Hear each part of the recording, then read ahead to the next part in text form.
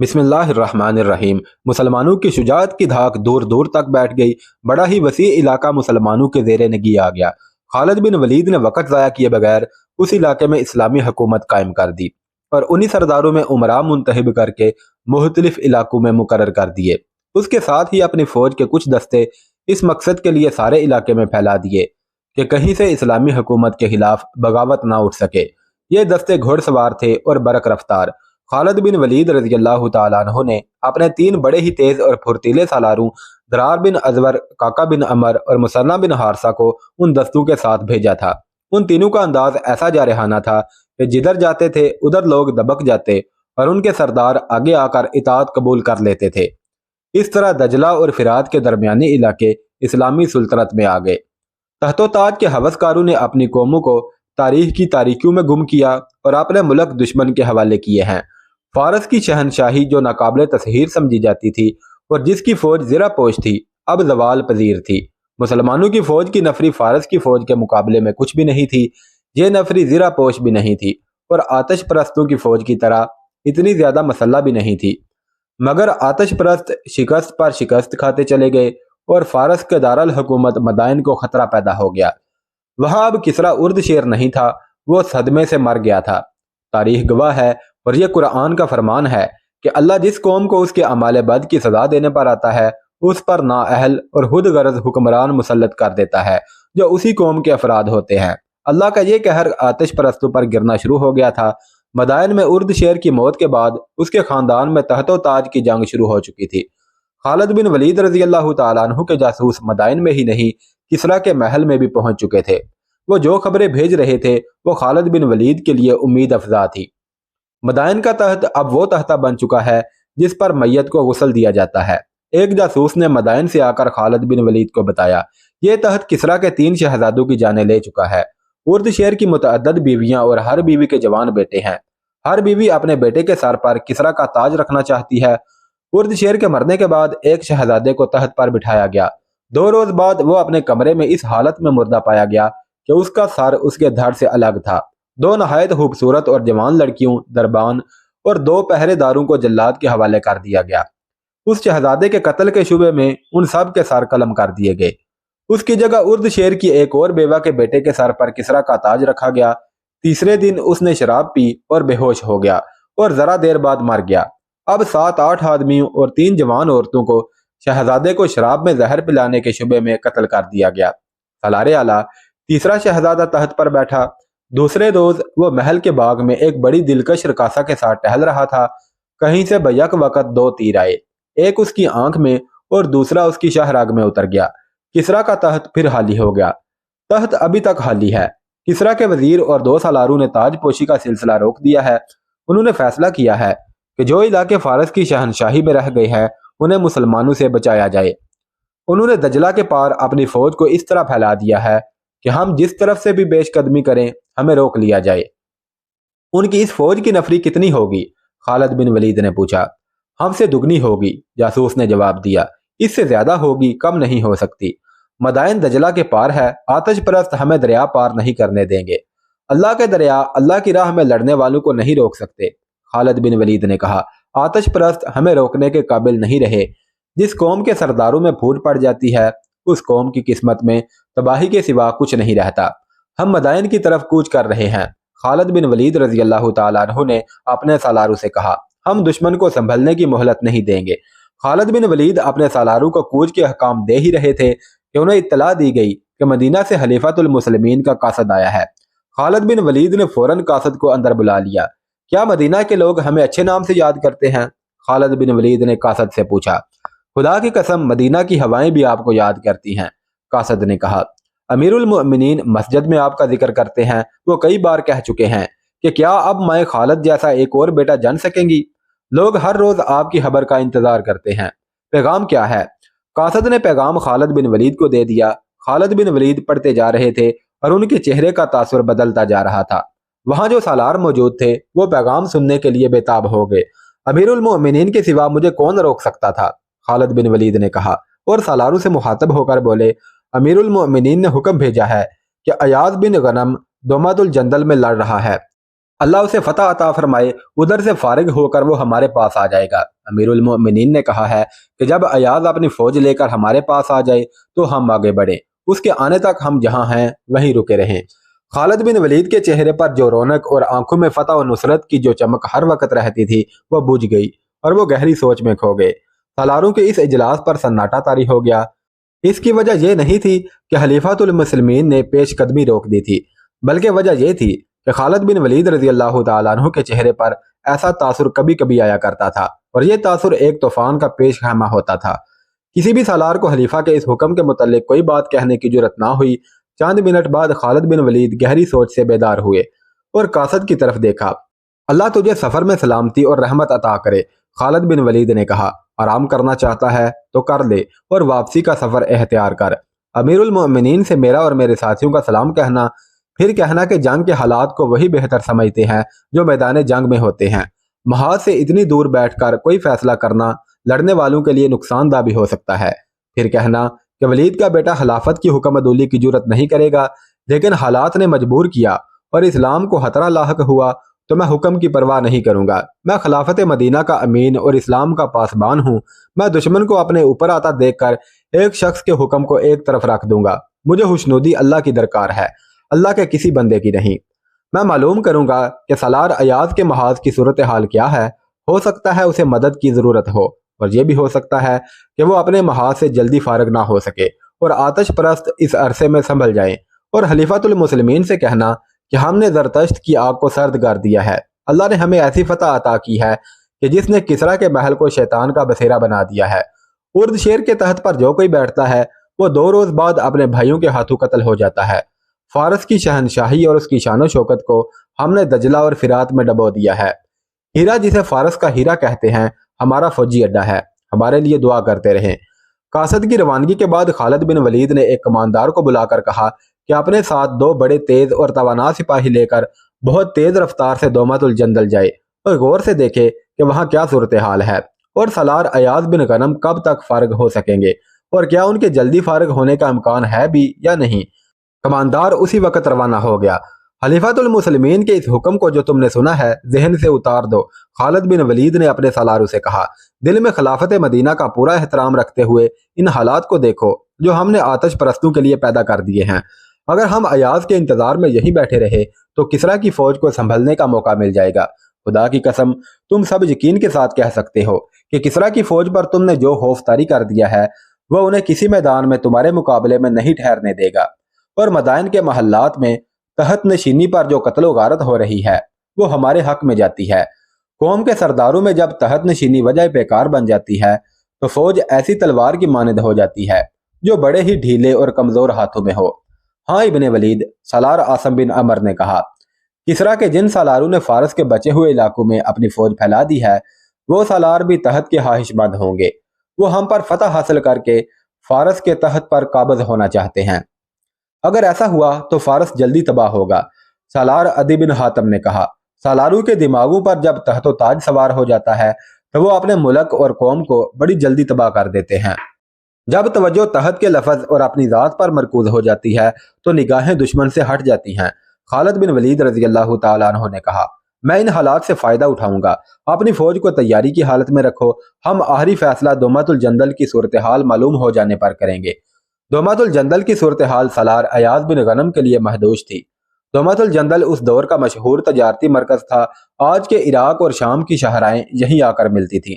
रसूल अकरम सल्लल्लाहु अलैहि वसल्लम ने तबूक पर चढ़ाई की थी तो उस दौरान खालिद बिन वलीद दोमातुल जंदल तक पहुंचे और यहाँ के कला से कला दारू अक़ीदर बिन मालिक को गिरफ्तार करके रसूल अकरम सल्लल्लाहु अलैहि वसल्लम के हजूर पेश किया था। अक़ीदर बिन मालिक ने इस्लाम तो कबूल ना किया, रसूलुल्लाह सल्लल्लाहु अलैहि वसल्लम की अताअत कबूल कर ली थी, लेकिन हजूर की वफात के बाद इर्तिदाद का फितना उठा तो उस शख्स ने मदीना की वफादारी तर्क कर दी और ईसाइयों और बुत परस्तों को साथ मिलाकर उनका सरदार बन गया था।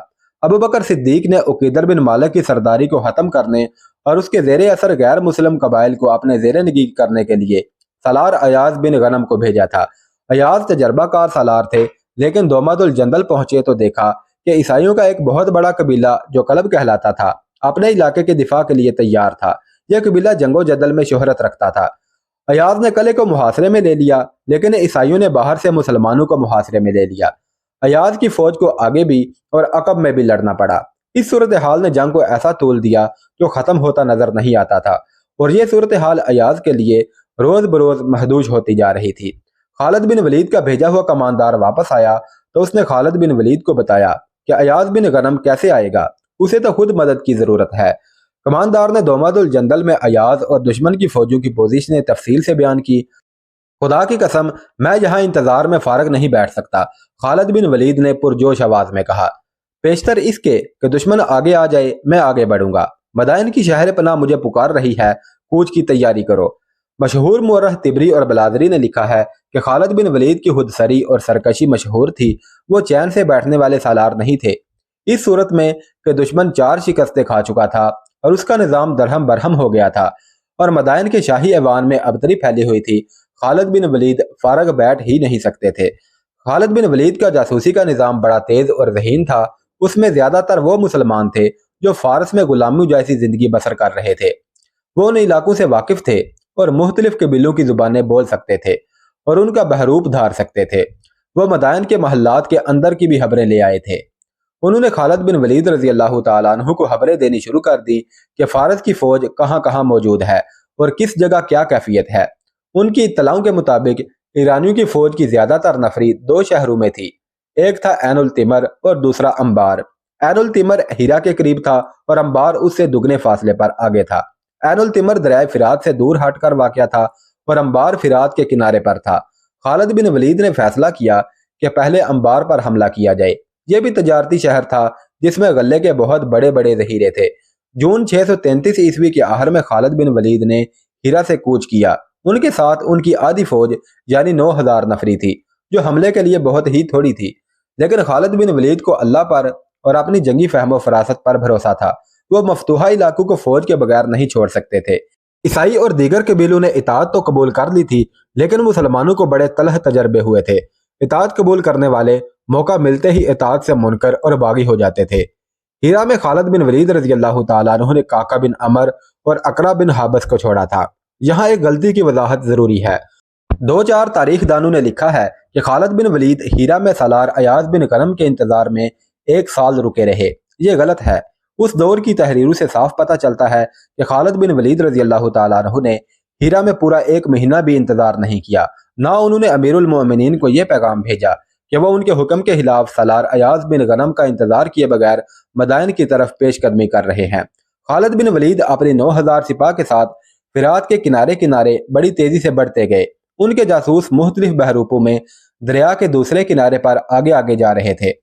انبار سے تھوڑی دور رہ گئے تو خالد بن ولید رضی اللہ تعالیٰ عنہ نے فرات عبور کیا اور اس کنارے پر چلے گئے جس پر انبار واقع تھا۔ وہاں انہوں نے مختصر سا قیام کیا اور 2 خط تحریر کرائے، ایک کسرا کے نام اور دوسرا مدائن کے حکام اور امراء وغیرہ کے نام۔ کسرا کے نام خالد بن ولید نے لکھوایا، بسم اللہ الرحمن الرحیم، خالد بن ولید کی جانب سے شاہ فارس کے نام۔ میں شکر ادا کرتا ہوں اللہ کا جس نے تمہاری بادشاہی کو تہو بالا کر ڈالا ہے اور تمہاری عیاریوں کو کامیابی سے محروم رکھا ہے اور تم آپس میں ہی دست و گریباں ہو رہے ہو۔ اللہ اگر تمہیں مزید مہلت دیتا تو بھی گھاٹے میں تم ہی رہتے۔ اب تمہاری نجات کا ایک ہی راستہ ہے، مدینہ کی اطاعت قبول کر لو۔ اگر یہ منظور ہے تو میں شرائط طے کرنے کے لیے دوستوں کی طرح آؤں گا، پھر ہم تمہارے علاقے سے آگے نکل جائیں گے۔ اگر پسو پیش کرو گے تو تمہیں ایسی قوم کے آگے ہتھیار ڈالنے پڑیں گے جسے موت اتنی عزیز ہے جتنا تم زندگی کو عزیز رکھتے ہو۔ خالد بن ولید رضی اللہ تعالیٰ عنہ نے مدائن کے حکام اور امراء کے نام لکھوایا، بسم اللہ الرحمن الرحیم، خالد بن ولید کی جانب سے فارس کے امراء کے نام۔ تمہارے لیے بہتر صورت یہی ہے کہ اسلام قبول کر لو، ہم تمہاری سلامتی اور تحفظ کے ذمہ دار ہوں گے۔ اسلام قبول نہ کرو تو جزیہ ادا کرو، ورنہ سوچ لو کہ تمہارا سامنا ایک ایسی قوم سے ہے جو موت کی اتنی ہی شیدائی ہے جتنے فریفتہ تم شراب پر ہو۔ خالد بن ولید نے شاہ فارس کے نام ہیرا کے رہنے والے ایک آدمی کے ہاتھ بھیجا اور امراء وغیرہ کے نام ہاتھ لے جانے والا انبار کا رہنے والا ایک آدمی تھا۔ کسی بھی مورخ نے ان دونوں آدمیوں کے نام نہیں لکھے۔ انبار جس علاقے میں تھا وہ سابات کہلاتا تھا۔ سابات آج کل کے ضلعوں کی طرح تھا اور انبار اس ضلع کا سب سے بڑا شہر تھا۔ سابات کا حاکم یا امیر شیرزاد تھا جو اس وقت انبار میں مقیم تھا۔ وہ دانش مند اور عالم تھا، اس میں عسکری صلاحیت ذرا کم تھی، لیکن انبار میں فوج اتنی زیادہ تھی کہ اسے عسکری سوجھ بوجھ کی ضرورت ہی نہیں تھی۔ اپنی فوج کے علاوہ اس کے ساتھ عیسائیوں کی بے شمار نفری تھی۔ اتنی زیادہ فوج کے علاوہ انبار کی شہر پناہ بڑی مضبوط تھی اور دفاع کا یہ انتظام بھی تھا کہ شہر کے ارد گرد گہری خندق تھی جس میں پانی تھا۔ اس طرح انبار کو ناقابل تسخیر شہر بنا دیا گیا تھا۔ خالد بن ولید کے لیے تو یہ اس لیے بھی ناقابل تسخیر تھا کہ ان کی فوج کی کل نفری 9000 تھی۔ انبار کے جاسوسوں نے مسلمانوں کی فوج کو شہر کی طرف آتے دیکھا تو انہوں نے شیرزاد کو جا بتایا۔ پھر سارے شہر میں خبر پھیل گئی کہ مدینہ کی فوج آ رہی ہے۔ شیرزاد دوڑا گیا اور دیوار پر جا چڑھا۔ اسے جاسوسوں نے مدینہ کی فوج کی نفری کی تعداد 10,000 بتائی تھی۔ نہیں، یہ دھوکہ ہے، دیوار پر کھڑے شیرزاد نے مسلمانوں کی فوج کو دیکھ کر کہا، جنہوں نے ہماری اتنی زبردست فوج کو یکے بعد دیگرے 4 لڑائیوں میں شکست دی ہے، وہ اتنے احمق نہیں ہو سکتے کہ اتنے بڑے قلعے بند شہر پر حملہ کرنے کے لیے اتنی قلیل فوج لائیں۔ یہ ان کی فوج کا ہراول ہوگا۔ اگر ہراول نہیں تو اتنی ہی فوج پیچھے آ رہی ہوگی یا کسی اور سمت سے آ رہی ہوگی۔ شہر کے لوگوں میں افراتفری مچ گئی تھی۔ انہوں نے مسلمانوں کے بڑے دہشت ناک قصے سنے تھے۔ انہوں نے اپنی شکست خوردہ فوج کے زخمیوں کو اور میدان جنگ سے بھاگ کر آنے والوں کو دیکھا تھا۔ ان کا خوف و ہراس بھی دیکھا تھا۔ پسپائی میں اپنے آپ کو حق بجانب ظاہر کرنے کے لیے انہوں نے لوگوں کو جنگ کے ایسے واقعات سنائے تھے جیسے مسلمان جن بھوت ہوں۔ اب وہ مسلمان ان کے اتنے بڑے شہر کو محاصرے میں لینے آئے تھے۔ انہوں نے اپنے زیورات، رقمیں اور اپنی جوان لڑکیاں چھپانی شروع کر دیں۔ شہر میں خوف و ہراس اور بھگدڑ زیادہ دیر نہ رہی کیونکہ دیوار کے اوپر سے بلند آوازیں سنائی دینے لگی تھی کہ مسلمانوں کی تعداد اتنی تھوڑی ہے کہ وہ ساری عمر شہر کی دیوار تک نہیں پہنچ سکیں گے۔ پھر دیوار کے اوپر کہکہے بلند ہونے لگے۔ مسلمانوں، آتش پرست مسلمانوں پر آوازیں کس رہے تھے، تمہیں موت یہاں تک لے آئی ہے، زندہ رہنا ہے تو مدینہ کو لوٹ جاؤ۔ شہر پناہ پر تیر اندازوں کا ہجوم کھڑا تھا۔ مسلمانوں نے شہر کو محاصرے میں لے لیا تھا اور خندق نے انہیں روک لیا۔ طبری اور یاقوت لکھتے ہیں کہ خندق دیوار کے اتنا قریب تھی کہ اس کے قریب آنے والے اوپر سے چھوڑے ہوئے تیروں کی زد میں آ جاتے تھے۔ ایسا نہ ہوتا تو بھی خندق کو پھلانگنا ممکن نہ تھا، یہ بہت چوڑی تھی۔ تیر انداز مسلمانوں پر ہنس رہے تھے اور وہ ہزاروں کی تعداد میں دیوار پر یوں کھڑے تھے جیسے مسلمانوں کا تماشا دیکھ رہے ہوں۔ خدا کی قسم، خالد بن ولید رضی اللہ تعالیٰ عنہ نے بڑی بلند آواز سے کہا، یہ لوگ نہیں جانتے کہ جنگ کیا ہے اور کس طرح لڑی جاتی ہے۔ مورخ لکھتے ہیں کہ انبار ہر لحاظ سے ناقابل تسخیر تھا، لیکن خالد بن ولید کے چہرے پر پریشانی کا ہلکا سا بھی تاثر نہیں تھا۔ وہ پرسکون تھے۔ رات کو انہوں نے اپنے خیمے میں اپنے سالاروں کو یقین دلایا کہ فتح انہی کی ہوگی، لیکن قربانی بہت دینی پڑے گی۔ انہیں صرف یہ بات فتح کی امید دلا رہی تھی کہ شہر کی دیوار اتنی اونچی نہیں تھی جتنی قلعوں کی ہوا کرتی ہے۔ صبح طلوع ہوتے ہی خالد بن ولید گھوڑے پر سوار ہوئے اور شہر کے ارد گرد گھوڑا دوڑانے لگے۔ وہ دیوار اور خندق کا جائزہ لے رہے تھے۔ انہوں نے اپنے سالاروں سے کہا کہ انہیں 1000 ایسے تیر اندازوں کی ضرورت ہے جنہیں اپنے نشانے پر پورا اعتماد ہو اور جن کے بازوؤں میں اتنی طاقت ہو کہ کمانوں کو کھینچیں تو کمانیں دوہری ہو جائیں اور عام تیر اندازوں کی نسبت ان کے تیر بہت دور جائیں۔